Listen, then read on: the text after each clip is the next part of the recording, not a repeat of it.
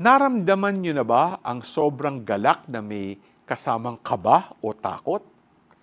Ito ang naramdaman ng mga kababaihan habang tumatakbo papunta sa mga apostol para ibalita ang muling pagkabuhay ni Kristo. Akala natin sapat na ang ipinahayag ng anghel, but in the gospel we read that Jesus met Mary Magdalene and the other Mary on the way. This is significant dahil sa mga susunod na araw at linggo, ating maririnig at mababasa sa Ebanghelyo ang mga pagpapakita ng Panginoon na muling nabuhay bago ang kanyang pag-akyat sa langit. This shows how Jesus still wanted to have a close encounter with us.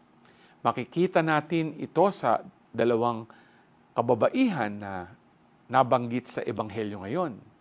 Nais ni Jesus na makilakbay sa atin to love us and to deepen our faith and give us hope.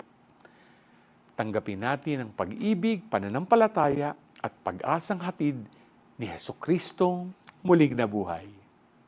G ka ba?